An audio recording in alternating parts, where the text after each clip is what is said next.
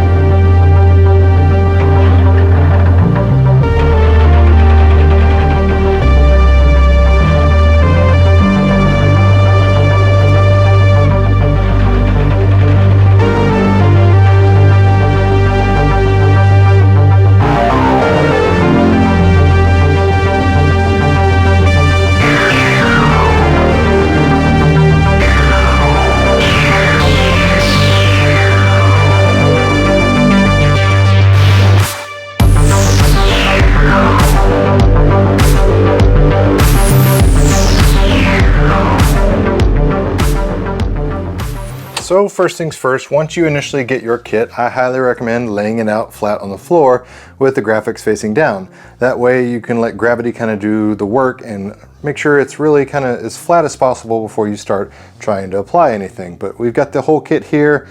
I've had it laying on the floor for a day or two just to, like I said, flatten out a little bit and make it a little easier and a little flatter to work with once I'm trying to install. But here we got the full kit. We've got the monitor overlay here, and then we have the, of course, Marquee top itself. We've got the control panel cover,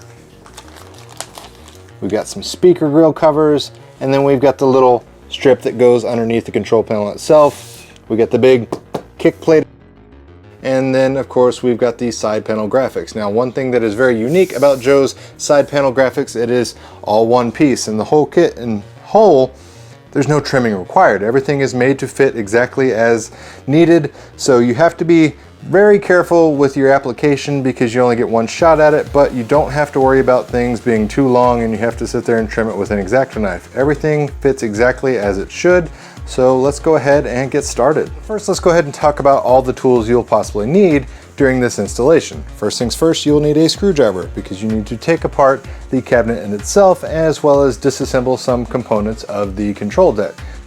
So you've got your screwdriver. Next thing up, I highly recommend getting some of these clamps. Completely optional, but this is going to help you secure your graphics in place before you start adhering it to the surface. If you don't want to use clamps, you could go the tape route, tape it down, and then that way it won't move, but highly recommend clamps. Next things up, you will need some sort of Allen key wrench. That way you can actually get those spinner tops off. And then of course you will need a very sharp, I prefer brand new X-Acto blades. That way when you're cutting the back of the graphic before you can peel and stick it, you're getting a nice straight clean line. Lastly, probably the most important thing is a squeegee with a felt tip. Now, why you would want a felt tip versus a normal squeegee is when you're smoothing out your graphics, you don't want to be scratching your surface.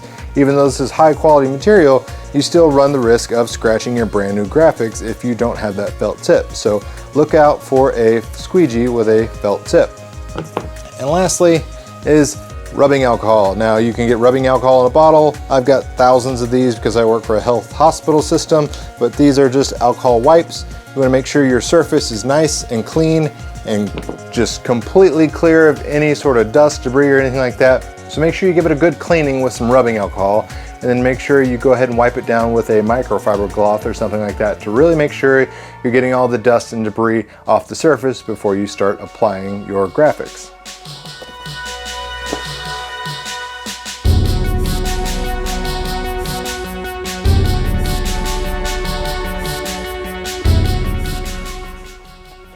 we've got it measured and set in place. Now we're going to go along the back side of it and we're going to score it so we can peel off the backing film.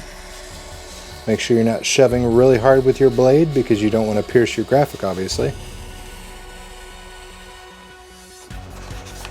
The easiest way I find, just for my personal preference, is I peel it back up to the top until I can hold both pieces with my hand, and then I can switch and I can start to slowly go down and applying the graphic and start using my squeegee. So I want to make sure I get some adhesion there. And I'm just going to do slow, straight motions all the way across. Nice and easy. And then I'm going to go back. Again, this is where that felt is really going to help you out because it's not going to scratch your brand new graphic.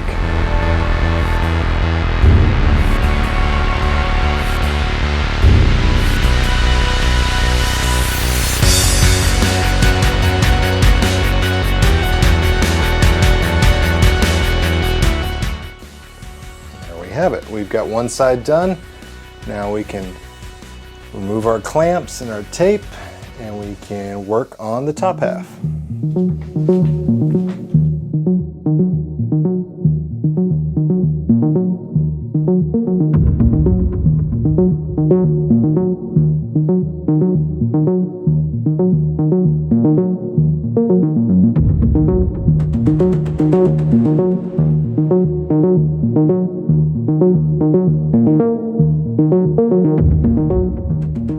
Now, truth be told, you can kind of start on this project however you like. You can start from the bottom and work your way up, or you can work from the top down. I'm going to go ahead and kind of focus on the monitor and the portion up here with the marquee and the speakers and everything. But Marquee, the way they designed it, you know, we have that weird little rectangle in the middle. Not ideal. Joe's got a great solution for that where it illuminates just select parts of the marquee. But as far as the marquee, we're just going to go ahead and take this off. We're going to put a new one on there. Nothing to it, just removing these screws and then putting the new one on.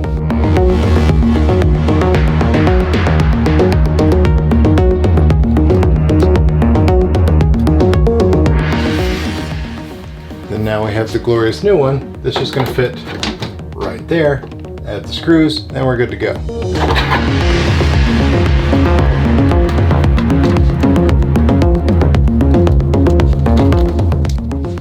Now next up, depending on the kit you get, because not all of them will have this type of thing, but we have the panel for the speakers. Now I've got this one custom made for myself with my branding on it, but you'll notice Joe has already kind of die cut the speaker portions out of the graphics so you don't have to cut a perfect circle, so don't worry about that. But you can do this one of two ways. You can actually remove the speaker grills and then apply your graphic, or if you feel confident enough, line this up perfectly and then it will go magically over the speaker grills without having to do any sort of trimming. So kind of choose your own adventure however you see fit, but me personally, I'm just going to take the speaker grills off. That way I feel a little more confident when I'm laying down the graphic.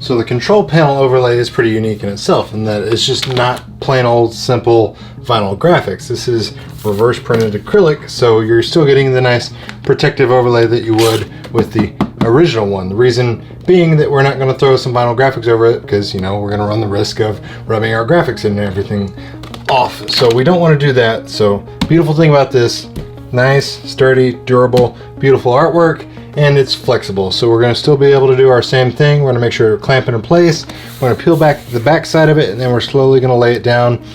Going to go right over the buttons, right over the trackball, All I had to do is remove the spinner tops and the joystick toppers. You can remove the joysticks completely if you feel more comfortable doing that. Not 100% necessary, but just do whatever feels most comfortable for you.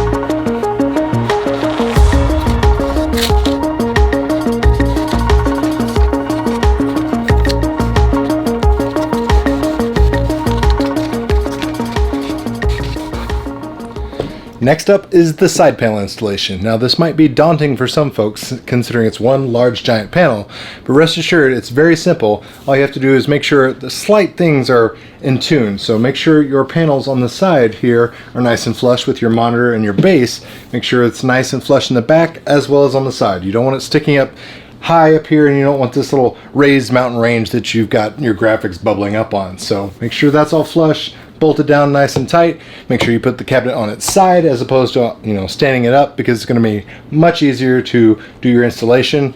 We're going to lay the graphic on top. We're going to put our clamps in place, make sure it doesn't move anywhere. Like I said earlier, there's no trimming required. You're just going to put this on nice and flush. Make sure it's all clamped and sturdy, not going to move on you, and then you're going to peel the back, and then we're going to lay it down.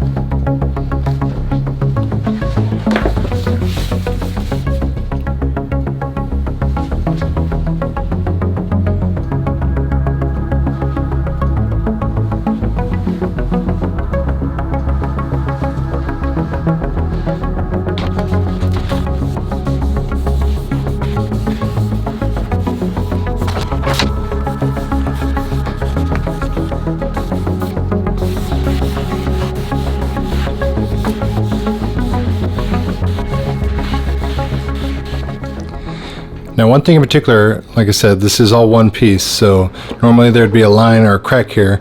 You can choose if you want to, just go ahead and slice that with a straight X-Acto knife and separate those two if you want on your graphics, personal preference. I personally don't want to. However, there's one unique thing I did do is I did not connect my screws here for the control deck. I'm always fiddling with the controls and things like that, as you can see in a previous video where I upgraded everything, but as much as I take the control deck on and off, I chose not to even use these bolts, so I'm going to cover them up and I'm not going to pierce them. So right here and here, the two bolt holes that would go into the control deck are completely covered and you can't see them, and I'm just not going to use them moving forward. But if you want to go that route, feel free. Otherwise, you just puncture through and you put your screws in and connect your control deck as you would. And the final piece is the monitor overlay. Now this is unique because it's actually going to stick over the existing one. So we're going to peel the 3M tape off the back of it and we're going to stick it on there. And something to help you align everything and make sure you get this installed correctly is you're going to want to have your control panel installed and butted up, because the way this goes is you want it all the way in that top corner. And then ideally, there we go, it's flush with your control panel and it goes on smooth that way, because you only get one shot at this. So you want to make sure you do all your precautionary measures, you measure twice, so to speak, and you get everything lined up. But using that control panel as your guide, make sure it's all butted up and smooth, make sure your top's all lined up, and then you'll be good to go. So I'm going to throw this on there and we'll be done. And there we have it, ladies and gentlemen. This thing turned out absolutely perfect in my opinion. This is something I've been wanting for a long time. When I was mulling around the ideas of what kind of artwork I wanted to put on the AtGames Legends Ultimate Arcade cabinet, I was really struggling because this is a very, unique cabinet in that it plays all sorts of different types of games, and I felt really weird just kind of like putting a certain one particular arcade game graphic on it. So I went with something that's very near and dear to my heart. I'm a massive Stranger Things fan, so having the Stranger Things arcade, which ties in with Stranger Things, the television series, because there's prominent arcades featured, but absolutely love it. Installation was a breeze. This is honestly the easiest art installation I've done thus far for any of my arcade mods. The materials that Joe uses are absolutely top-notch. This overlay, it's beautiful, it's protective, it goes on smooth, no bubbles whatsoever. You just take your time, piece of cake, everything lines up perfectly, no trimming, no cutting. And I absolutely love this marquee, how it works, you know, the way it works where we turn off the lights and all we see is the Stranger Things. We don't have that rectangle light up, you know, silhouette that we would see on the normal AtGames Legends marquee. But perfect as far as I'm concerned.